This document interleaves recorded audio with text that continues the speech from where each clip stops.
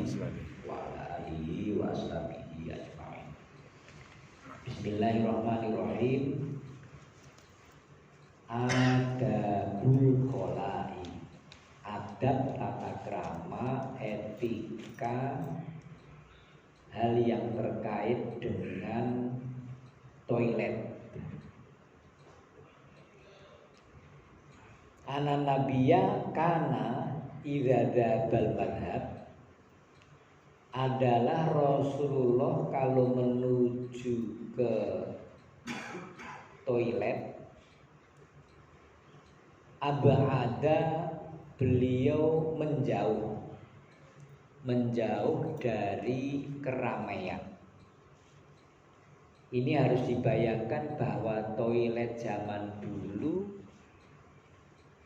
itu tidak seperti yang sekarang ini. Kamar mandi ada tulisannya, kemudian ada sabunnya.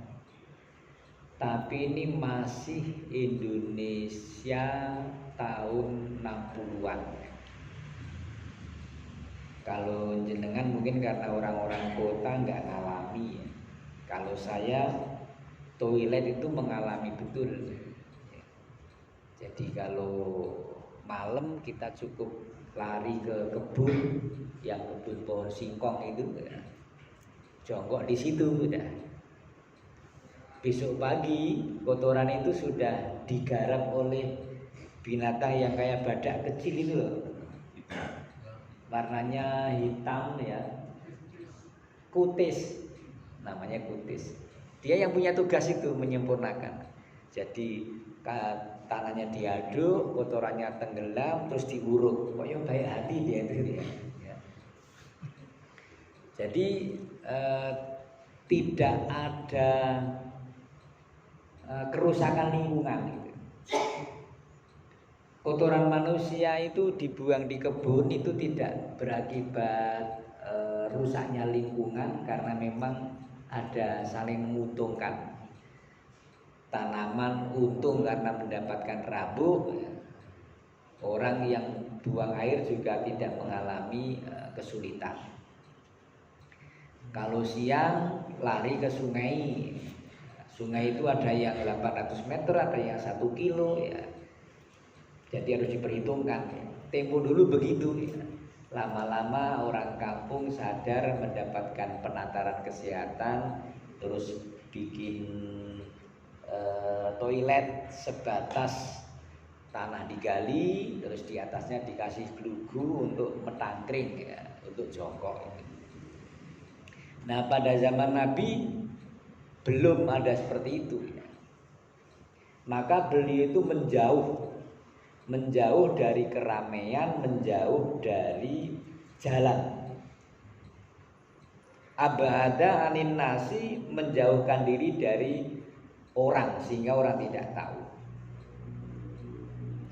Intolako hatta layarohu ahadun. Intolako, beliau ini berangkat menuju tempat, hatta layarohu, hingga tidak bisa melihat kepada Rasulullah ahadun, satu orang pun. Sampai tidak ada orang tahu di mana posisi Rasulullah. Baru di situ kemudian beliau qadil hajat, buang hajat.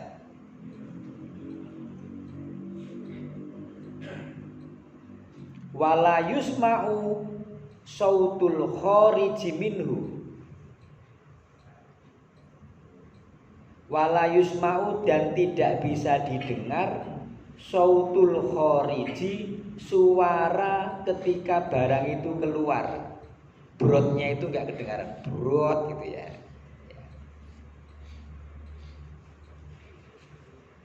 Ya memang ini sulit menghindari ya, etika BAB itu jangan sampai kedengaran suaranya. Tapi kalau udah kebelet kan kadang malah tambah keras itu ya. Jadi kan kalau umroh, haji itu terus di kamar mandinya Mekah itu, waduh suaranya ramai sekali. Apalagi orang yang tinggi-tinggi gede-gede itu, barangnya gede, suaranya juga gede gitu ya. Kalau yang orang-orang Indonesia kan suaranya hanya pleketis itu aja ya, ceprit gitu. Kalau yang orang Turki, orang itu ceprot gitu.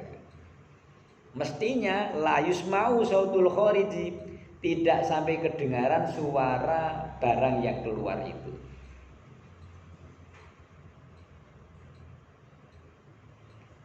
Demikian juga baunya tidak ngombro-ngombro kemana-mana. Ini yang dimaksudkan Rasulullah itu menjauh dari kerumunan manusia, sehingga tidak kedengaran suaranya, tidak sampai baunya. Tentu fikih, namanya fikih, tata cara itu berkembang. Beda dengan akidah. Kalau akidah itu mapan, kalau fikih itu berkembang sesuai dengan kondisi zaman. Kalau sekarang ini sudah tidak berlaku, mau buang air harus menjauh. Kenapa harus tidak berlaku ya? Karena kita sudah punya toiletnya di dapur ya. Istri kita sedang masak di sini, iris-iris, hanya adalah 3 meter, 2 meter di situ toiletnya. Bahkan yang sudah modern toiletnya dibuat kedap suara, tidak kedengaran suara. Di sana ada AC-nya, ada kacanya, ada sound systemnya, jadi ya, itu toilet jam baunya, aromanya wangi, sehingga kita tidak berlaku lagi kalau harus menjauh. Tetapi bahwa suara tidak kedengaran, bau tidak kemana-mana, ini masih menjadi adabul khala ya, tata cara tentang toilet.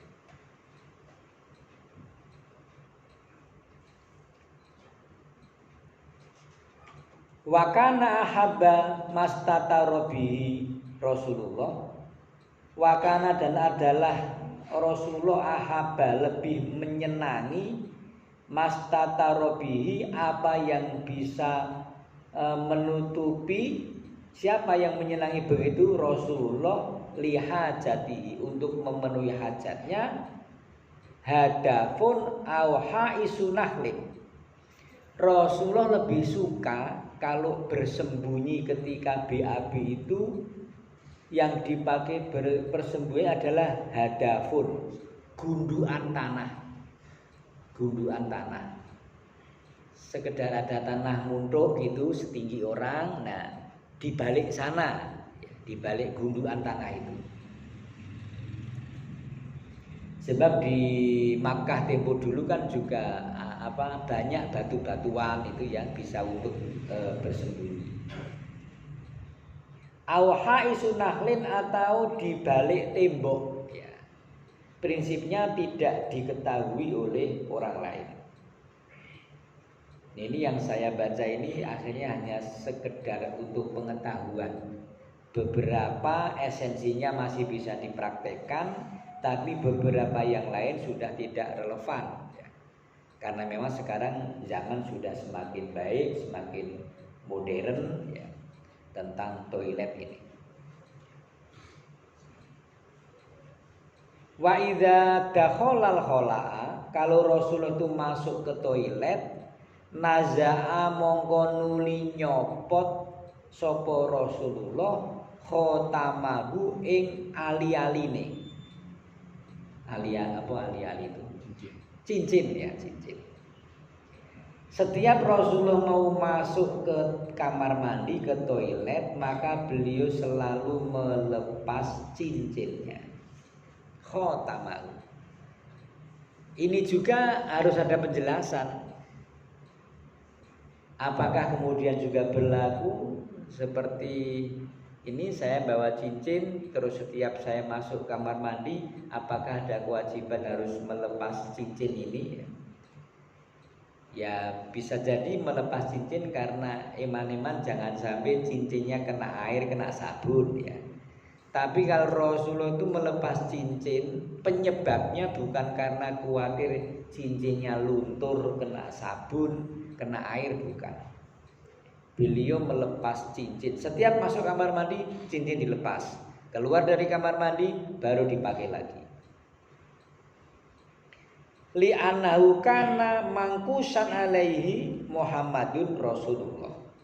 Li'annahu, karena sesungguhnya cincin Rasulullah itu mangkusan, diukir, dicetak ya, alaihi di atas cincin itu Muhammadun Rasulullah, tulisan lafal Muhammad Rasulullah.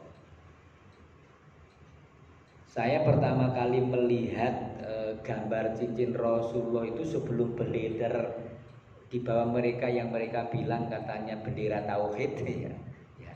Sebelum itu saya pernah melihat itu di namanya Ma'rod. Arodo itu artinya nampak. Kalau Ma'rod itu artinya tempat menampakkan. Yang dimaksud adalah museum. Itu di lantai 3 bawah Masjid Madinah. Jadi Masjid Madinah itu ke bawah 1, ke bawah 2, terus ke bawah ya. Lantai 3 bawah tanah itu ada ruangan namanya Ma'rod ya. Di situ ada miniatur bagaimana dulu Rasulullah melakukan perang Khandaq. Gambar paritnya itu seperti apa, ilustrasinya itu ya. Kemudian ketika perang Uhud, lalu cincin Rasulullah itu di sana ada. Jadi cincin Rasulullah itu ada tulisannya Muhammad Rasulullah. Tetapi tulisan Muhammad Rasulullah itu susunannya Allah, kemudian bawahnya Rasul, baru kemudian bawahnya lagi Muhammad. Jadi membacanya kalau dari atas Allah Rasul Muhammad kalau dari atas. Tapi begitulah adabnya beliau, tidak ingin tulisan Muhammad itu di atasnya Allah gitu. Tidak ingin, sehingga tulisannya itu Allah Rasul Muhammad, tapi bacanya dari bawah Muhammad Rasulullah. Nah, karena ada lafal Allah, ada tulisan Muhammad Rasulullah, maka beliau melepas cincin itu ketika masuk kamar mandi. Wa kana idza rasalal muluka, adalah Rasulullah kalau berkirim surat kepada raja-raja, maka sekretaris Rasulullah diminta menulis surat itu, khotama bil kitabah, kemudian beliau menyetempel dengan cincinnya itu, ditek gitu. Dekok ada tulisannya Muhammad Rasulullah. Itu stempel Rasulullah adalah cincin beliau. Wafihi, menurut penyusun kitab ini, wafihi dalam kisah Rasulullah setiap masuk kamar mandi itu melepas cincinnya, annahu la yajuzu. Ini menunjukkan tidak diperbolehkan apa? Duhulul khola'i, masuk ke toilet, bisain dengan membawa sesuatu, fihi yang dalam sesuatu barang itu ismullahi ta'ala, ada asma Allah. Jadi penyusun kitab ini akhirnya membuat kesimpulan tidak diperbolehkan masuk kamar mandi itu membawa barang apapun, cincin, buku, dompet, kacamata yang ada lafal ismullah, ada lafal Allah. Ada lafal Allah.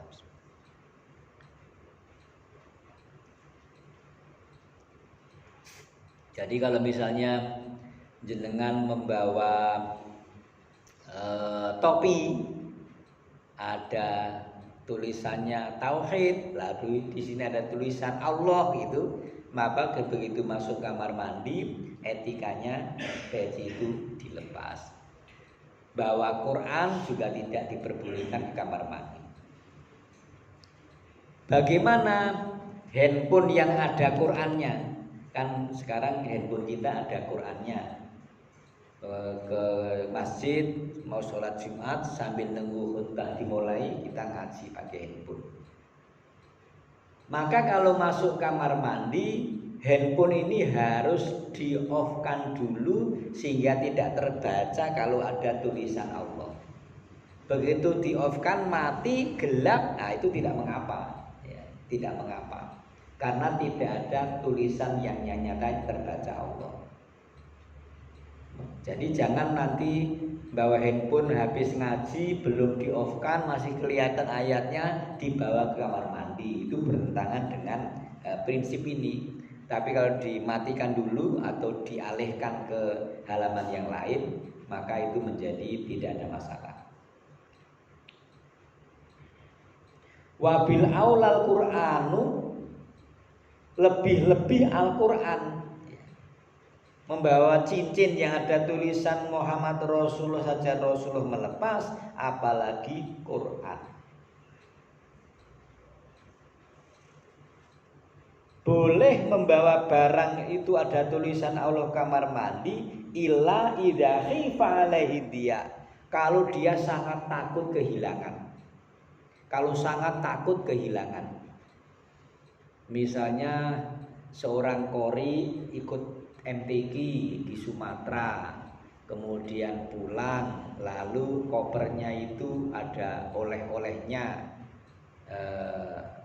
terus di dalamnya ada Qur'annya. Nah, ke toilet, kalau koper ditaruh di luar khawatir hilang, maka dibawa ke toilet itu menjadi boleh. Walaupun di dalam toilet, di dalam kopernya itu ada Al-Qur'annya, lantaran khifa alaihi dia, takut kalau kemudian akan hilang.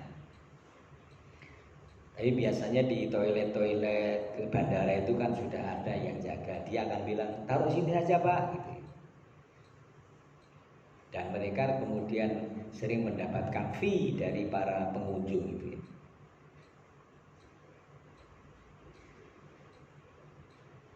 Wa kana idza dakhala khalaa, kemudian Rasulullah kalau menjelang masuk aroda dukhulahu, menjelang masuk ke toilet, fayaqulu ha qabla dukhuli, maka beliau membaca sebelum masuk, yaitu Allahumma inni a'udzubika minal khubuthi wal khaba'ith. Ini doa masuk toilet. Apakah ke toilet itu mau BAB atau hanya cuci muka atau hanya mengambil jam tangan yang ketinggal, tetap ketika sebelum masuk itu Allahumma inni a'udzubika minal khubuthi wal khaba'ith. Ya Allah, aku berlindung kepada Engkau dari godaan setan laki-laki, setan perempuan. Minal khubuthi wal khaba'ith.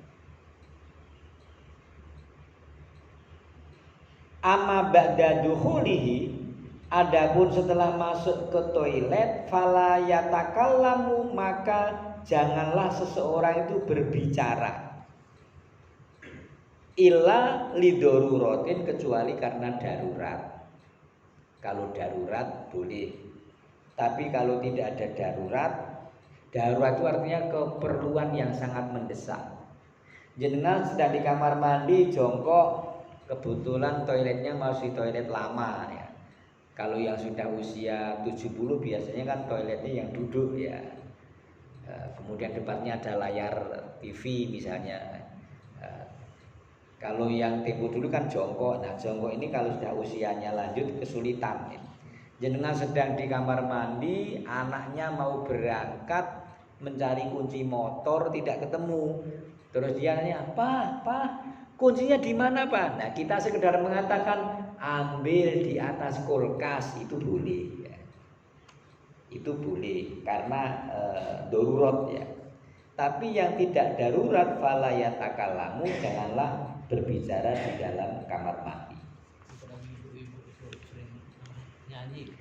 Nah, apalagi sampai bersiul nyanyi-nyanyi. Ya, memang mandi sambil nyanyi itu rasanya kok mantap gitu ya. Hampir malam di Jogja biur, ketika biur keretaku tiba biur, terus bersiul. Waduh.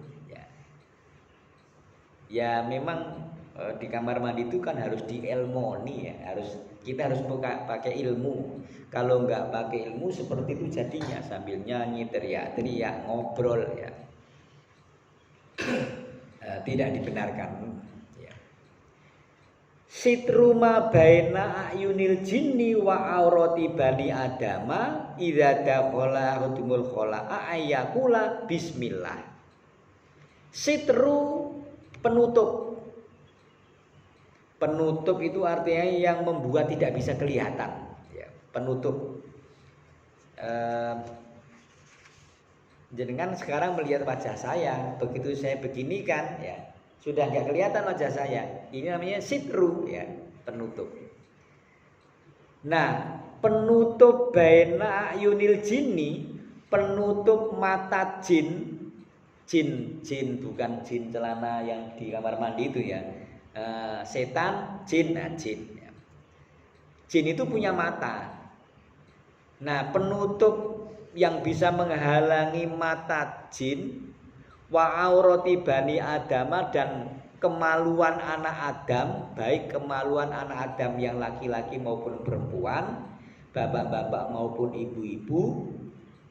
Idza dakhala ahadumul khala, kalau kalian masuk ke toilet, ayakula bismillah. Hendaknya dia mengucap bismillah. Jadi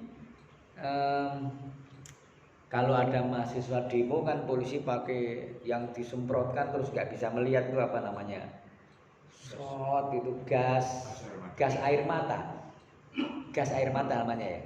Ya. Jadi dengan gas air mata kena mata sudah nggak bisa melihat ya. Nah, jin itu menjadi buta, tidak bisa melihat kemaluan orang yang di kamar mandi. Ayakula bismillah, kalau orang itu sebelum masuk toilet mengucap bismillah. Jadi begitu kita sebelum masuk toilet mengucap bismillah, kita telanjang di kamar mandi, jin itu nggak tembus gitu ya. Matanya sudah nggak bisa lagi, sudah kena semprotan tadi ya, semprotan bismillah. Sehingga kalau diurut-urutkan ya bismillah, kemudian Allahumma inni a'udzubika minal khubusi wal khaba'is. Ini sudah otomatis ya. Otomatis 2 meter, 3 meter sebelum mau masuk kita sudah dermimir, sudah mengucap bismillah. Allahumma inni a'udzubika minal khubusi wal khaba'is. Begitu masuk, plek kamar mandi, cep sudah enggak bersuara. Kecuali karena darurat. Wakana idza aroda hajatan adalah Rasulullah kalau berkehendak untuk buang hajat, layar fa'u tidak mengangkat saubahu sarungnya, kainnya, hatta yadnuwa minal ardi hingga dekat dengan tanah. Jadi ini lagi-lagi tempo dulu cincing ya, membuka sarung, perempuan membuka roknya ya. Rasulullah itu membuka kainnya itu kalau sudah dekat dengan tanah. Bukan masih jalan sudah gidal-gidul kemudian ditarik ke belakang, ditarik naik itu ya. Itu terlalu awal. Toiletnya masih 8 meter dari sini sudah cincing-cincing ya. Sudah menjadi pusat perhatian orang. Ibu-ibu mau ke toilet baru 10 meter sudah diangkat tinggi-tinggi. Itu laki-laki bisa gagal fokus nanti ya, sudah nggak bisa terganggu nanti ya. Jadi setelah mendekat dengan tanah baru samalah kita kalau sudah masuk kamar mandi baru buka-bukaan. Kalau masih di luar ya jangan keburu ditarik-tarik.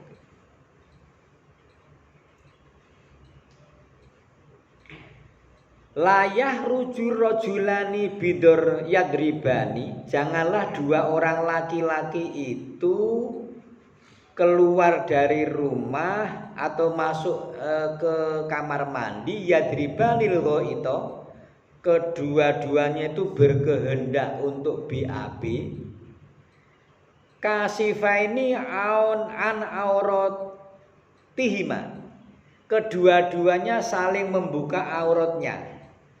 Ini saya punya prasangka buruk jenengan ketika masih di kampung ngalami seperti ini ya. Saya ilustrasikan ya, yang saya alami mau Jumatan mandi di sungai, maka di sungai laki-laki ada 15-20 yang wudu kabeh, saling tonton gitu ya. Kadang sungainya kan mengalir, itu yang satu jongkok di sini BAB, sini jongkok di sini ya. Ini seorang senior, juniornya yang lebih muda di atasnya BAB-nya itu.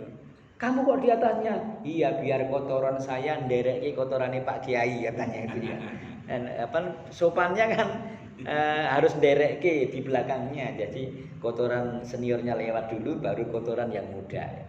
Nah itu sambil ngucel-ucel ya ngobrol, itu naudzubillah ya, benar-benar tidak diperbolehkan. Kasifaini an auratihima, masing-masing menyingkap auratnya, yatahaddasani, keduanya ngobrol. Jadi ngobrol ketika BAB itu pantangan. Tadi yang dibilang ada ibu-ibu yang sukanya ngobrol di kamar mandi, ya itu harus diberitahu. Kamar mandi itu harus sepi, ceplakep gitu ya. Yatahaddasani. Fa innallaha azza wa jalla, kata Rasulullah, karena Allah yang maha agung itu yang kutu ala dzalika, murka terhadap kejadian seperti itu. Buang air, jejer, saling melihat auratnya, sudah kesalahan. Ngobrol lagi, tambah kesalahan ya. Jadi harus diem ya. Kenapa Rasulullah murka? Ala kasfi auratihima, karena mereka membuka aurat, wahuma yang duroni, keduanya saling melihat antara yang satu dengan yang lainnya, bi yatakalamani, bahkan sambil ngobrol. Sudah buka aurat kemudian ngobrol.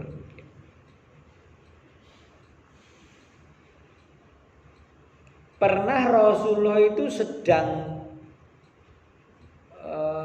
kencing, marra rajulun, lewatlah seorang sahabat, sedangkan Nabi wa huwa yabulu, beliau sedang kencing. Fasalama, kemudian laki-laki yang lewat itu menyampaikan salam kepada Rasul, assalamualaikum ya Rasulullah itu. Falam yaruda, maka Nabi tidak menjawab alaihi, atas salam orang tersebut. Jadi ketika Nabi sedang kencing, ada orang menyampaikan salam, beliau tidak berkenan menjawab salam itu. Artinya apa? Makruh hukumnya menyampaikan salam kepada orang yang sedang BAB. Nah, orang yang sedang BAB itu tidak diperintahkan menjawab salam. Sedang kencing jangan menjawab salam, jangan diberi salam, biarkanlah dia ya. Falam yarudda alaihi, Nabi tidak menjawab salam tersebut. Hatta tawaddoa, kemudian Rasulullah setelah selesai wudu, baru kemudian beliau menjawab. Ini karotu, kata Rasulullah, ini karotu an azkurullaha ta'ala, saya tidak suka menyebut asma Allah illa ala tuhrin, kecuali dalam keadaan suci. Ini subhanallah, luar biasa. Jadi Rasulullah ini suci, punya wudhu itu sepanjang hidup itu. Sepanjang hidup. Ya, kita masih belum berkemampuan ya. Jadi Rasulullah itu tidak mau melafalkan Allah dalam keadaan tidak suci, apalagi setelah kencing belum wudhu. Wa hadza kamalun minhu, inilah kesempurnaan Rasulullah.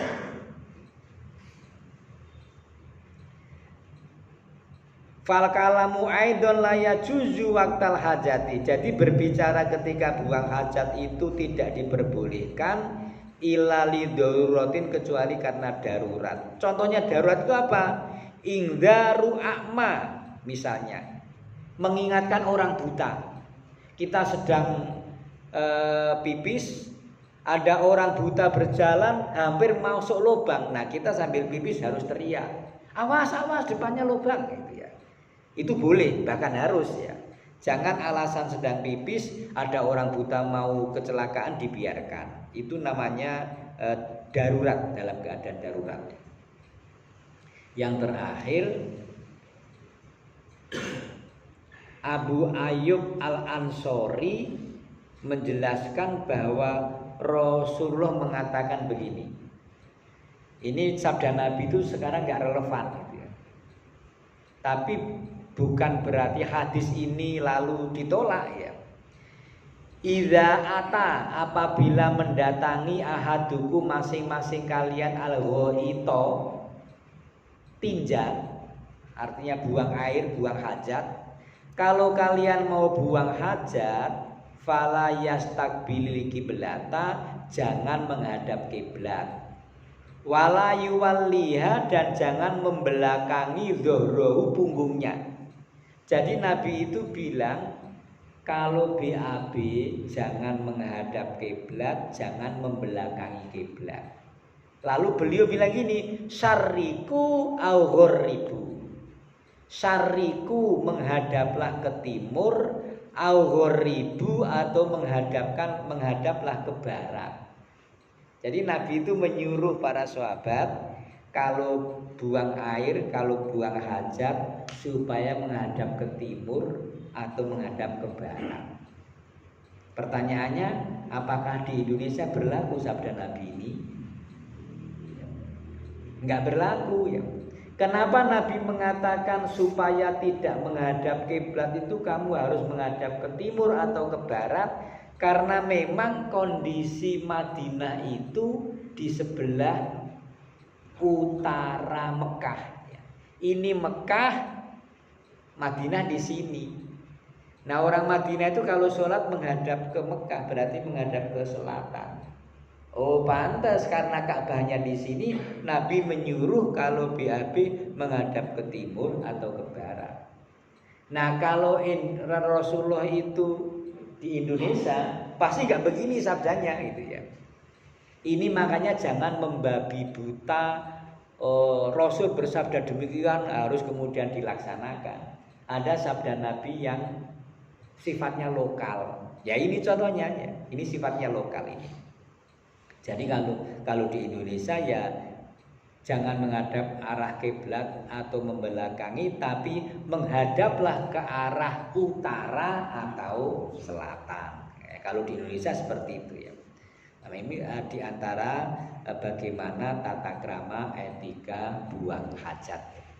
Tentu ilmu ini kita miliki untuk kemudian mulai kita praktekkan selepas dari acara ini, mulai pagi dan seterusnya kita beritahukan kepada keluarga kita masing-masing.